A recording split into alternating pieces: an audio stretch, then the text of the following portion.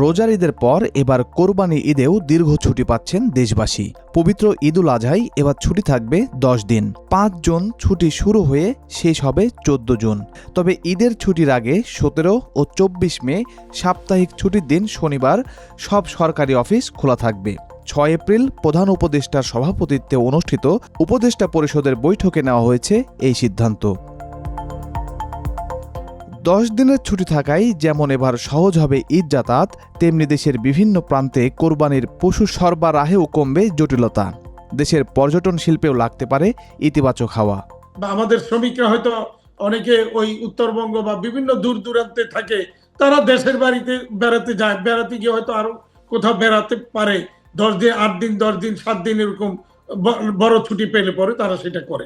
তো এই ছুটির মধ্যেও আপনারা যদি একটা জিনিস দেখেন, আমরা কিন্তু ঈদের আগে দিয়ে ঈদের সর্বশেষ কর্মদিবসের পরেও বন্ধের দিন থাকলেও কিন্তু সরকার আমদানি রপ্তানি কার্যক্রম অব্যাহত রাখার জন্য ওই সংশ্লিষ্ট এলাকার ব্যাংকগুলি এবং চট্টগ্রাম বন্দর কর্তৃপক্ষ বা কাস্টম হাউসগুলিকে মানে প্রয়োজনীয় আমদানি রপ্তানির কাজগুলি সম্পাদনের নির্দেশনা দিয়ে রাখে।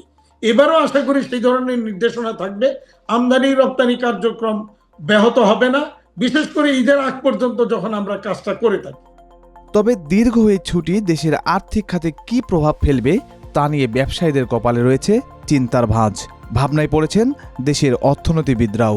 তারা বলছেন ছুটির এই সময়টাতে পণ্য পরিবহন ও জাহাজীকরণে লাগবে সময়। এটা তো একটা ইম্প্যাক্ট ধরেন এপ্রিল মাসেই দেখা গেছে। এপ্রিল মাসে যে এক্সপোর্ট হঠাৎ করে এত কমে গেল, এইটার তো একটা কারণ মনে হয় যে এই লম্বা ছুটি, যেগুলো মানে জাহাজে ওঠানো মাল ওঠানো যায়নি, ফলে এক্সপোর্টাররা নিজেরাই বলছেন। কাজে ঈদে লম্বা ছুটি থাকলে সেটা তো এক্সপোর্টের উপরেও একটা শিপমেন্টের উপর তো একটা ইম্প্যাক্ট আসবে। সেটা হয়তো পরে পুষিয়ে নেওয়া যাবে, কিন্তু ওই সময় তো ইম্প্যাক্টটা হবে। এত লম্বা ছুটিটা থাকলে যেটা হয়, সাধারণত আপনি দেখেন গত মাসেও আপনার রপ্তানির ফিগারটা যদি দেখেন গত এপ্রিল মাসের, সেখানে কিন্তু গত এই বছরের সবচেয়ে কম রপ্তানি কিন্তু হয়েছে। কারণ ওই গত মাসেও কিন্তু এরকম একটা বড় লম্বা ছুটি কিন্তু ছিল, 8 দিন, 10 দিন, 9 দিন এরকম একটা ছুটি ছিল।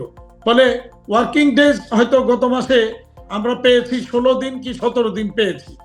তো এরকম একটা পরিস্থিতিতে রপ্তানিটা কমবে, এটাই স্বাভাবিক, এবং সেটা কমে গিয়েছে গত মাসে। এবং এই সময়ও কিন্তু এই ধরনের একটা লম্বা ছুটি থাকলে সেখানে রপ্তানি কিন্তু ক্ষতিগ্রস্ত হবে কিছুটা। এটা কিছুটা সমস্যা আমাদের হয়, কারণ অনেকদিন বন্ধ থাকলে পরে এই ঈদের ছুটির আগে দিয়ে একটা শিপমেন্টের একটা প্রেসার থাকে আমাদের। বাইরেও বলে যে তোমরা ছুটির আগে এই সমস্ত শিপমেন্ট ক্লিয়ার করে যেতে হবে।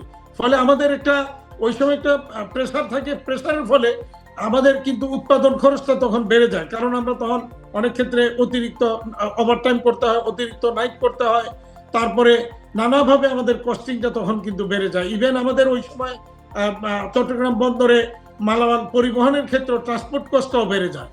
সব খরচই তখন সাধারণত বেড়ে যায়। সরকার ঘোষিত ছুটি নিয়ে পোশাক ও শিল্প কারখানা শ্রমিকদের মধ্যে ভুল বোঝাবুঝি তৈরি হয়ে থাকে, যে কারণে এই বিষয়টি স্পষ্ট করার তাগিদ দিলেন বিকেএমএ সভাপতি।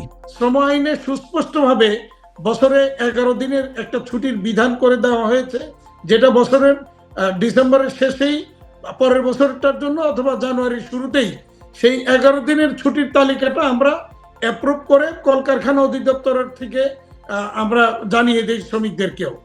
তো সুতরাং ওইভাবেই কিন্তু আমাদের ছুটির প্রক্রিয়াটা চলমান রয়েছে বা থাকে। তো গত ঈদেও কিন্তু সরকারের এই ধরনের একটা ছুটি নিয়ে কনফিউশন তৈরি হয়েছিল, সমস্যাও তৈরি হয়েছিল। অনেক শ্রমিক সেটাকে তাদের ছুটির সাথে প্রাপ্য বলে মনে করছিল, যদিও টিসিসির মিটিংয়ে শ্রম মন্ত্রণালয় পরিষ্কার করে দিয়েছিল বিষয়টা, যে এটা কোনোভাবেই এই সরকারি ছুটিটা আমাদের শিল্প কলকারখানার জন্য প্রযোজ্য হবে না। আমরা মনে করি এইবারও সরকার এই বিষয়ে একটা সুস্পষ্ট দিক নির্দেশনা দিবে। বিশেষ করে শ্রম মন্ত্রণালয় এই ক্ষেত্রে একটা সুস্পষ্ট দিক নির্দেশনা দিয়ে দিবে, সরকারের এই 10 দিনের ছুটির সাথে কলকারখানা বা শ্রমিকের বা শিল্প কলকারখানার শ্রমিকের ছুটির কোনো সম্পর্ক নেই বা থাকবে না। এবছর পবিত্র ঈদ উল ফিতরে 28 মার্চ থেকে 5 এপ্রিল পর্যন্ত টানা 9 দিন ছুটি ছিল।